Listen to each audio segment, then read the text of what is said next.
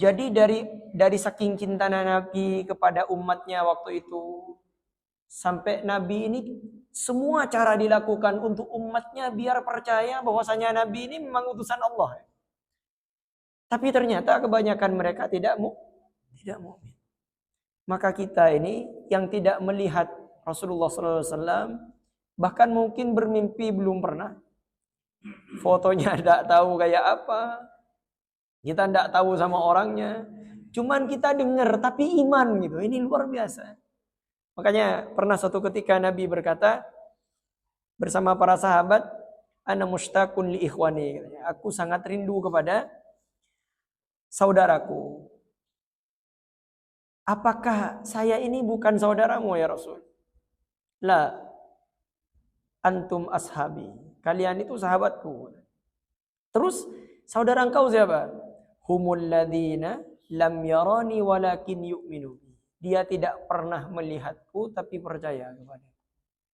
Ini luar biasa. Kita diakui sebagai saudara Nabi sallallahu alaihi wasallam. Maka kata Nabi, kullu ummati yadkhulunal jannah illa man aba. Semua umatku akan masuk surga kecuali yang tidak ingin. Kemudian kata sahabat, siapa yang tidak ingin ya Rasul? Masa ada orang yang tidak ingin masuk surga? Kata Rasulullah, man ata'ani, barang siapa yang mengikutiku dia berarti ingin masuk surga. Wa man asani faqad aba. Kalau dia mendustaiku, tidak mau mengikutiku, maka dialah orang yang tidak ingin masuk surga. Jadi masuk surga itu bukan keinginan, tapi harus sesuai dengan keimanan dan perilaku yang meniru Rasulullah sallallahu alaihi wasallam. Kita kan rengkaper kasih terus masuk surga ya, tapi mau tahu Rasulullah tak bisa.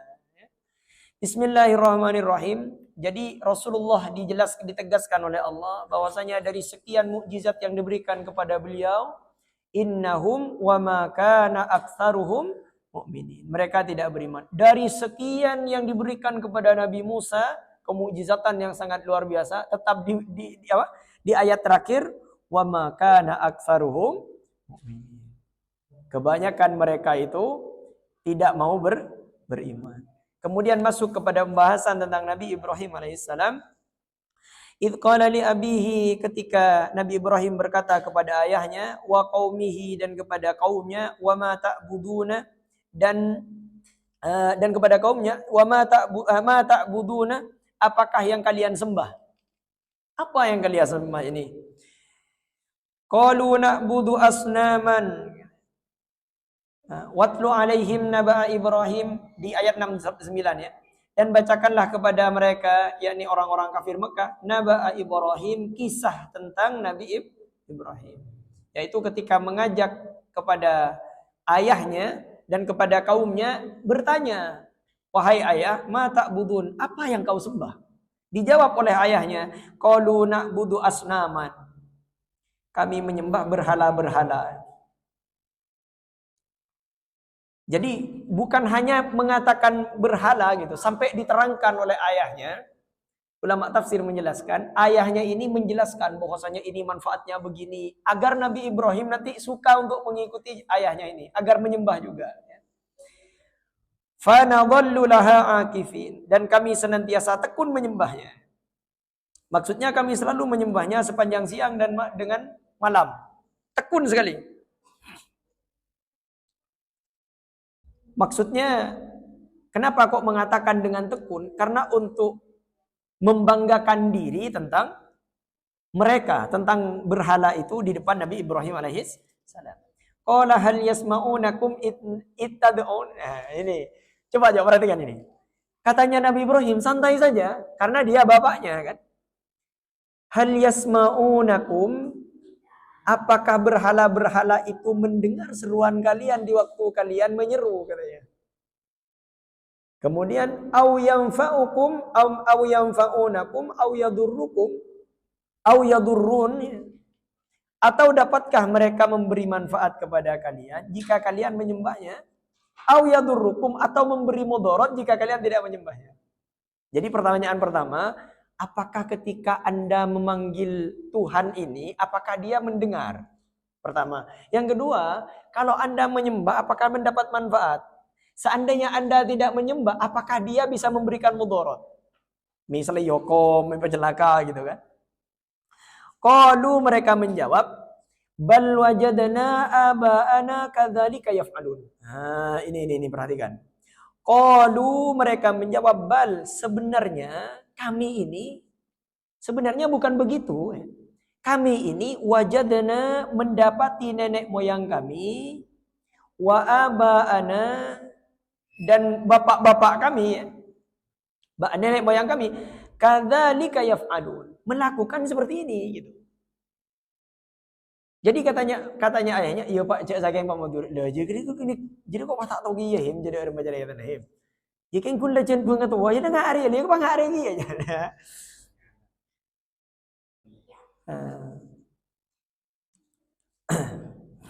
Yakni melakukan sebagaimana apa yang kami lakukan sekarang ini. Jadi kita ini kalau mau meniru Nabi Ibrahim harus tahu kenapa kok kita begini dan kenapa kok kita harus begitu ya.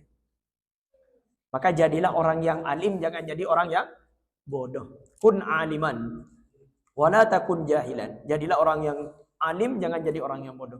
Qalu afara'aitum ma kuntum ta'budun. Ibrahim berkata lagi, maka apakah kalian telah memperhatikan apa yang selalu kalian sembah ini? Hati-hati. Kalau kita mengamalkan sesuatu, kemudian ditanya oleh orang kepada kita, kenapa sampean kok mengamalkan ini? Ya, karena nenek moyang saya melakukan. Nah, ini kepada jawab Nabi. Ya. Jadi kita ini sekarang kalau melakukan sesuatu, usahakan kita tahu apa yang kita lakukan. Kenapa kok sholat tahiyatul masjid? Oh, karena saya pernah ngaji pada guru saya. Guru saya menerangkan hadisnya. Waktu itu menerangkan Al-Quran dan hadis. Kenapa kok kamu berdoa Rabbana hablana min azwajina wa dzurriyyatina? Oh, karena dulu saya ngaji di masjid, kemudian ustadz menerangkan itu. Jadi saya baca doa. Kamu sakit, kenapa kok kamu berdoa Rabbi anni masaniyad durru wa anta arhamur rahimin? Dulu saya ngaji di masjid itu diterangkan dengan di ayat ini. Jadi mau pah jawab benar. Loh, ini kalau pada tahu tinggi nih, kayak norok kan ini ke potensi untuk disesatkan ya. Nah, jadi kalau kita mau ngerjakan apa, pastikan ya kita mau, bahkan kita mau niru orang saja, tanyakan sebelum kita. Ya, kenapa kok saya harus begitu? Ya karena ini dilakukan oleh Rasulullah. Kalau ini baik, karena ini tidak ada hukum yang melarang. Nah, kita ikuti. Tapi kalau ya ini kalau udah tahu nih, tiga hati-hati. Jadi Nabi Ibrahim itu intelektualnya luar biasa. Qala afara'aitum ma kuntum ta'budun. Ibrahim berkata, maka apakah kalian telah memperhatikan apa yang selalu kalian sembah? Aantum wa aba'ukum, kalian dan nenek kalian, nenek moyang kalian maksudnya, al-aqdamun yang dahulu. Apakah kalian sudah memperhatikan yang kalian sembah? Dan nenek moyang kalian yang dulu menyembah ini. Fa innahum aduwwun li illa rabbul alamin. Ini luar biasa. Ketika sudah mengatakan itu, apa Nabi Ibrahim berkata? Karena sesungguhnya apa yang kalian sembah itu adalah aduwwun li, musuhku katanya. Ini berani betul Pak. Di depan ayahnya dan di depan kaumnya. Satu orang, yang lain musyrik semuanya. Aku tidak menyembah mereka. Bahkan disebutkan oleh Nabi Ibrahim, aduwwun li, musuhku katanya. Illa rabbal alamin. Melainkan aku hanya menyembah Tuhan semesta alam. Di situ Nabi Ibrahim masih belum, tapi yang dimaksud Nabi Ibrahim ini Allah ya.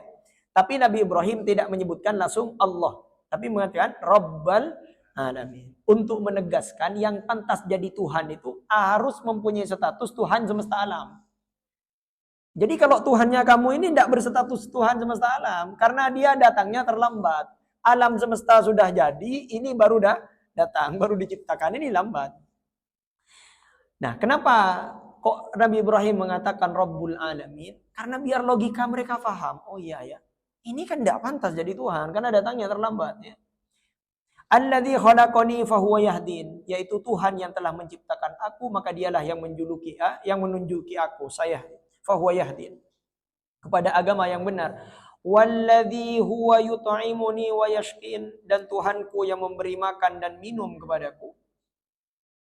Nah, perhatikan Pak, Kenapa kok di sini tidak disebutkan Tuhanku yang memberikan kerajaan, Tuhanku yang memberikan ini? Karena buat apa kita punya kerajaan tapi tidak bisa makan, kan percuma.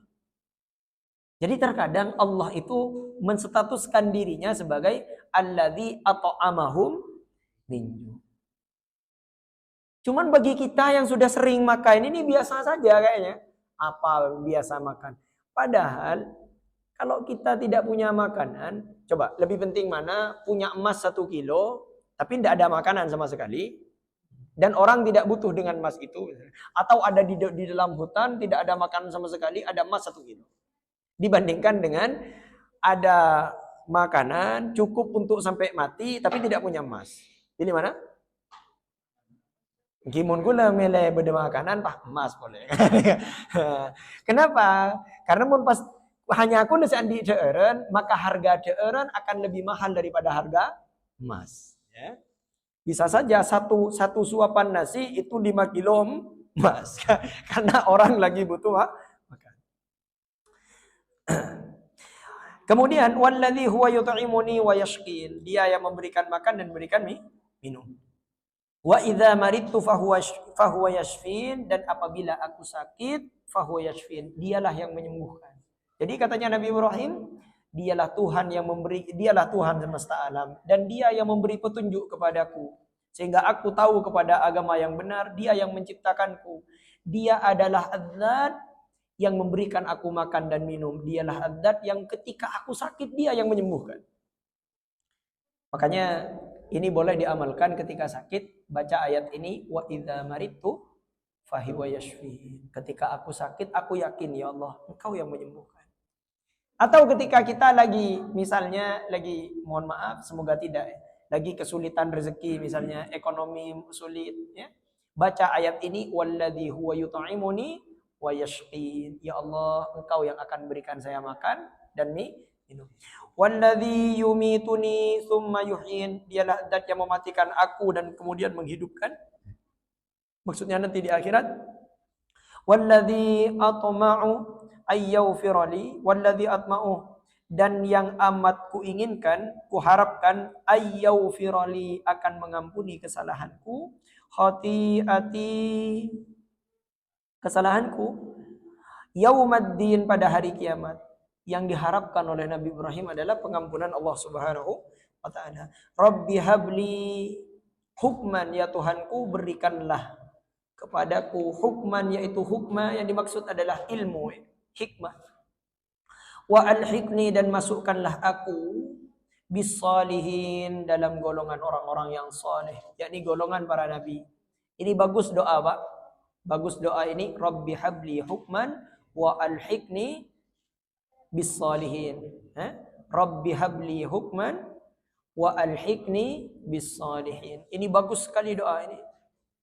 Rabbi habli hukman wa alhiqni bisalihin. Rabbi habli hukman wa alhiqni bisalihin. Rabbi habli hukman wa alhiqni bisalihin. Ya Allah, Rabbi habli, wahai Tuhanku, berilah aku hukman, yaitu ilmu, hikmah, wa alhiqni bisalihin, dan kumpulkan aku bersama orang-orang, dan masukkan aku pada golongan orang-orang yang saleh. Waj'al li lisana sidqin fil akhirin. Nah, ini juga lanjutan doanya, dan jadikanlah aku buah tutur yang baik, yakni pujian yang baik, fil akhirin, bagi orang-orang yang datang kemudian. Maksudnya orang-orang yang datang sesudahku hingga hari kiamat. Perhatikan, barokahnya Nabi Ibrahim berdoa seperti ini, Pak. Waj'al li lisana sidqin fil akhirin. Ya Allah, jadikan untukku, ya Allah, buah kata yang baik, tutur kata yang baik tentangku ketika nanti umat-umat datang setelahku. Mohon maaf. Spesial karena Nabi Ibrahim ya diterima, dikabulkan doanya. Agama Yahudi itu mengakui adanya Ibrahim. Dikenal dengan Abraham. Kalau bahasa Ibraninya Afraham ya. Nasrani mengakui juga bahwasanya dengan adanya Abraham. Bahkan agama Hindu yang bukan agama langit, bukan agama samawi, itu mengakui dengan namanya disebut dengan Brahma. Cuman di Indonesia waktu itu Bram. Nah, di Islam diakui sebagai Ibrahim. Ya. Nabi Ibrahim punya istri namanya Sarah. Ya. Katanya mereka Sarah, katanya Yahudi dan Nasrani Sarah, katanya Islam itu Saroh. Katanya orang Hindu dan Buddha, ya tentunya kalau Hindu dan Buddha perspektifnya berbeda ya. Karena yang dimaksud mereka itu Tuhan. Tapi namanya hampir sama. Kalau di Islam ada Saroh, di Yahudi dan Nasrani ada Sarah. Di Hindu, di agama ya, mereka itu ada Brahma dan Saraswati. Kalau Islam punya air namanya Zam-Zam, India punya air namanya Gangga. Oh sungai ya, kan sama-sama air Pak ya, kan bukan. Hah? Iya, ya itu sudah. Jadi makanya kalau ingin kita ketika meninggal dikatakan, dibicarakan dengan kata-kata yang baik, ini bagus doanya. Waj'alli lisana sidqin fil akhirin. Jadikan untukku ya Allah buah tutur yang baik pada orang-orang yang setelahku nanti. Semoga bermanfaat. Kita lanjutkan di pertemuan selanjutnya di ayat yang ke-85 dari surah Asy-Syu'ara. Nasrun minallah wa fathun qarib. Wa basyiril mu'minin.